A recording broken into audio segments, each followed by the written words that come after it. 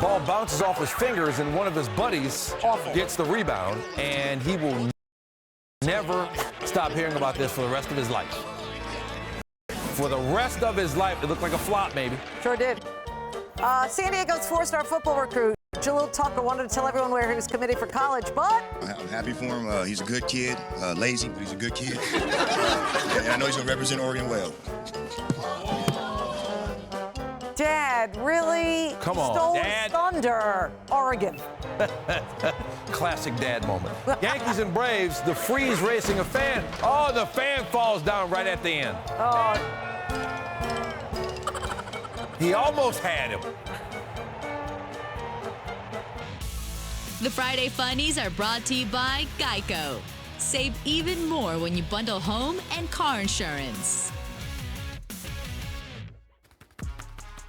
All right, so this was the last game of the night. Here's how it ended. Royals and Mariners.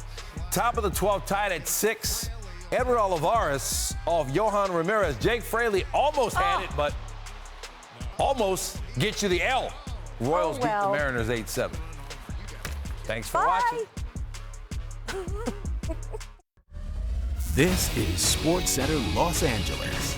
Week 3 of the preseason means one final tune-up before the games count for real. Why Patrick Mahomes may already be in tune in Kansas City. The Yankees put in an order for a baker's dozen in Oakland while Fernando Tatis Jr. and Shohei Ohtani face off in a clash of MVP candidates. And Cristiano Ronaldo is going back to Manchester. No, the other Manchester. Plus a soccer story you need to see on SportsCenter. Gumby. What is Gumby?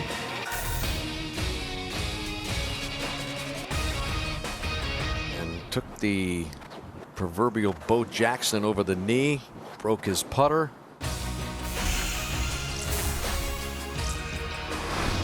You've done that, right? I've wanted to, but I love my spider. I would never break it. Glad you could make it for SportsCenter along with Linda Cohn. I'm Stan Verrett. We usually don't see star quarterbacks play in the final preseason games in the NFL, but with only 3 preseason games this season, that's changed for some teams. Why, I don't know. 4 NFL games, though, on the Friday night menu, beginning with the Minnesota Vikings and Kansas City Chiefs. And yes, remarkably, Patrick Mahomes started. Now, pregame, Tyreek Hill showing his moves. How about this impressive one-handed catch through the uprights? What doesn't Tyreek Hill do? All right, meanwhile, Mahomes didn't throw a TD in his first 2 preseason games. That would change. Boy, was he on target. Finding Travis Kelce, gain of 28. 2 plays later, Mahomes and Hill hook up. So what else is new? Since 2018, Mahomes and Hill have combined on 13 passing TDs of 30 or more yards. That's most in the NFL. Later in the quarter, Chiefs' second drive, Mahomes. Well, he's got other weapons.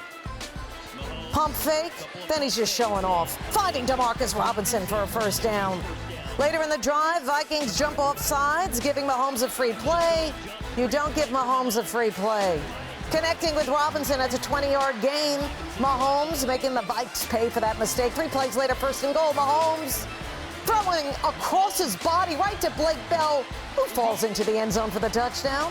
In his only 2 drives, Mahomes had a perfect passer rating. He went 8 for 9 for 117 yards and 2 TDs in less than 1 quarter. All right, what about Kirk Cousins? Perhaps you were wondering that.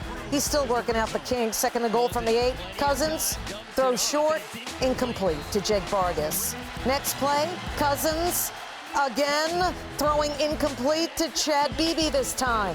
Cousins fails to convert in the red zone. On the next Vikings drive, Cousins dropping back. Oh boy, sack, 9-yard loss by Anthony Hitchens. Chiefs win the game.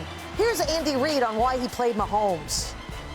I just think the more he plays with him, the better. And I thought it was an important week this week for him to have a chance to get some reps in against who I think is one of the best defense coordinators in the National Football League. I mean, obviously coming off injury, you want to go out there and make sure everything's good. And I was able to do that. I was able to move around. I was able to do kind of the stuff that I've always been accustomed to doing. And then building that relationship, kind of like I talked about with the offensive line. I mean, in practice, you think you're building it and doing that stuff, but until you really try it out in a game situation where stuff's moving fast, there's crowds, it's loud. We had 2 away games, and then obviously here at Arrowhead. So, I mean, it's definitely good to get out there with the offensive line, kind of go through that adversity and have to find ways to kind of battle through. We're now joined by two-time Super Bowl champion Rob Ninkovich. And Rob, I was watching this Chiefs game. I see Patrick Mahomes making plays. I still can't believe he was even playing in this game. Kansas City fans holding their breaths. What did you see from Patrick Mahomes on Friday night? Just your typical Patrick Mahomes domination. I mean, the guy was out there balling. So I was a little surprised that I saw him out there playing. I'll admit that. I thought that he'd sit down for this third preseason game, but I don't hate the fact that he went out there and did exactly what he's always done, and that's thrown touchdown passes. So it was fun to watch. We have a lot to look forward to with Kansas City and that offense. I think they're going to be probably the most dynamic offense in the NFL this season, so I can't wait to watch it. Every time they're on the field, it's so explosive. It's fun to watch. Even as a defender, I like watching them. That says a lot right there. Good point. Yes. 2 straight Super Bowl appearances, as you know, Rob, for the Chiefs. Patrick Mahomes has said he wants to go 20-0 and win the Super Bowl. Will they? I think it's unnecessary, really. I think that pressure of being undefeated, and as you get later into the season, where if you have, say, the first round bye and you're trying to rest your team and you have some injuries, it really is pointless to try and go undefeated when you have that pressure. We saw with the Patriots, they were undefeated until they went to the Super Bowl, and what happened? They lost to the Giants. But I hear where Pat's coming from. Patrick is coming from that football mentality. We're going to win every game. We want to go undefeated, which sounds great, but at the end of the day, losing 1 or 2 games probably would just take that pressure, relieve the pressure off your team. You don't have to talk about it in the media. There's not going to be interviews on being undefeated. You're not going to a Super Bowl undefeated, and everyone's talking about the only team to be undefeated since the Dolphins. So I think that realistically, it would probably relieve some pressure. Yeah, we know they're great. We know he's great. No need to tell us over and over again.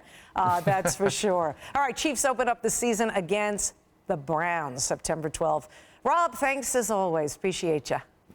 Thank you. Okay, so the Chiefs are favorites to win the Super Bowl in Vegas, and according to FBI, only 3 teams have made the Super Bowl in 3 straight years, and only 3 teams have won the Super Bowl a year after losing it. Andy Reid specifically has been here before. His 2005 Eagles missed the playoffs altogether a year after losing the Super Bowl. That loss also to the GOAT, Tom Brady. All right, let's check.